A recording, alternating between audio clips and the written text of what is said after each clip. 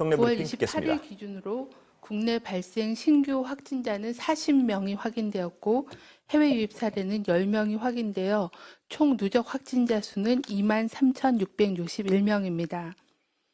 현재는 1,963명이 격리 치료 중에 있으시고 위중증 환자는 120명, 그리고 어제는 5분이 사망하셔서 누적 사망자가 406명의 치명률이 1.72%가 되었습니다.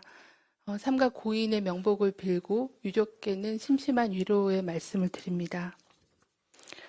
어제 국내 주요 발생 현황에 대해서 설명드리겠습니다.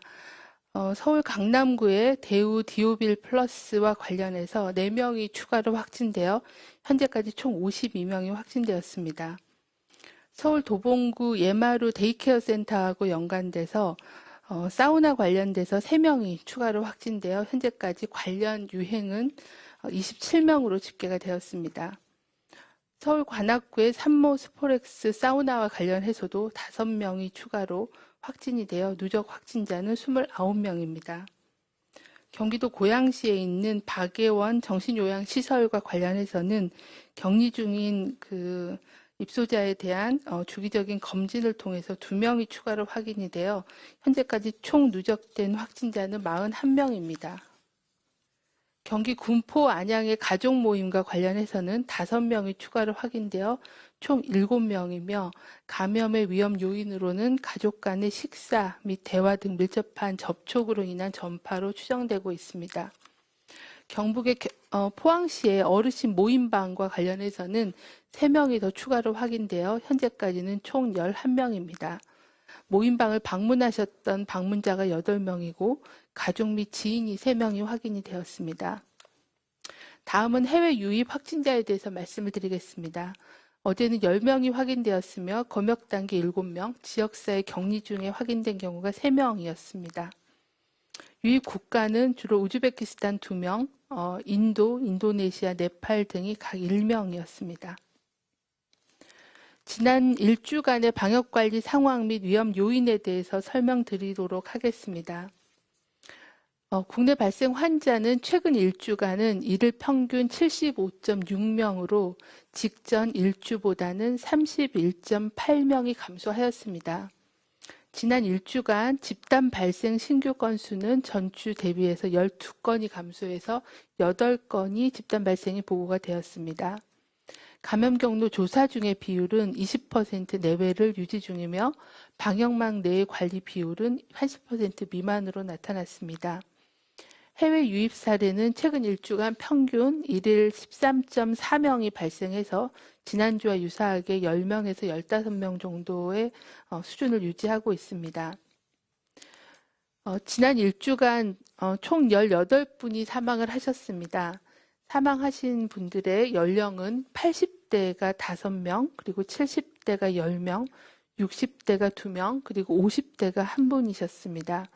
기저질환이 있는 경우가 17명이고 1명은 기저질환에 대해서 조사 중에 있습니다. 최근 일주간의 주요한 감염 경로를 보면 국내 집단 발생과 연관된 사례가 184명으로 29.5%이며 선행 확진자하고의 접촉이 152명으로 24.4%입니다. 감염 경로 조사 중인 사례가 127명으로 20% 순으로 나타났습니다. 주요한 전파 양상을 보면 아직도 다단계 투자 설명회, 그리고 의료기관 및 요양시설을 통한 감염, 그리고 식당이나 사우나 등과 같은 다중이용 시설을 통한 전파, 그리고 종교 모임 등 종교 시설을 통한 전파 등 다양한 집단을 통해서 감염 발생이 지속되고 있는 상황입니다.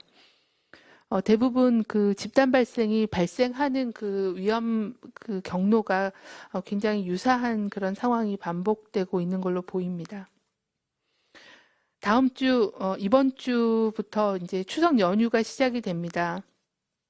사실 이번 주부터는 연휴에 들어가는 국민들도 있으실 거고, 나와 가족의 건강을 위해서 이번 명절은 집에서 쉬면서 보내는 것이 필요하겠습니다.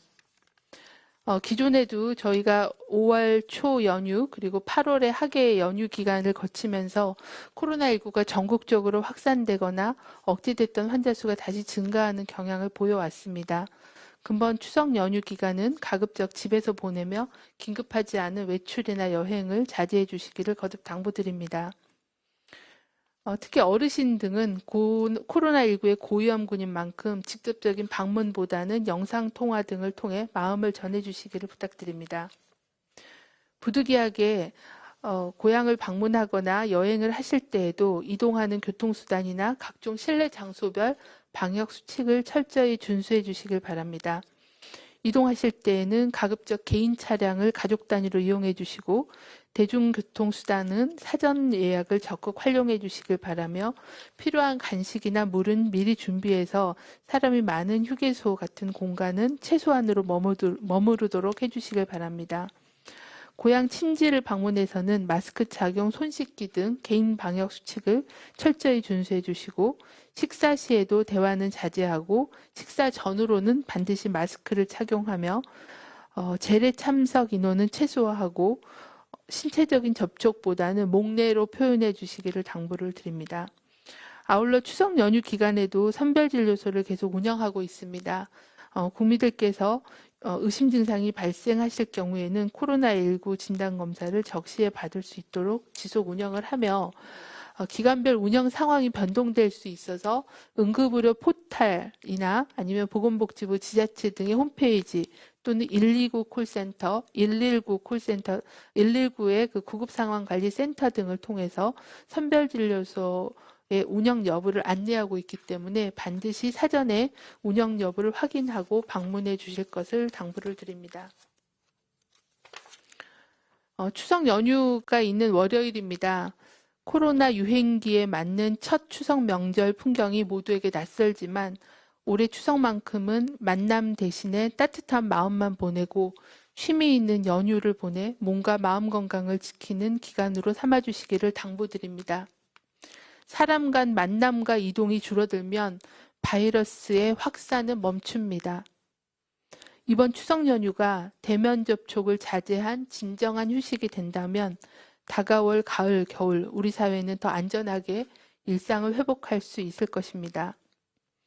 이번 주에 고향 이동, 휴양지의 여행이 또 다른 감염의 시작이 되지 않도록 예년과는 다른 경각심을 가지고 방역 주간으로 삼아주시기를 당부를 드립니다. 반복해서 말씀드리지만 연휴에 크게 두 가지의 위험 요인이 있습니다. 가족 모임과 여행을 통한 감염의 확산입니다.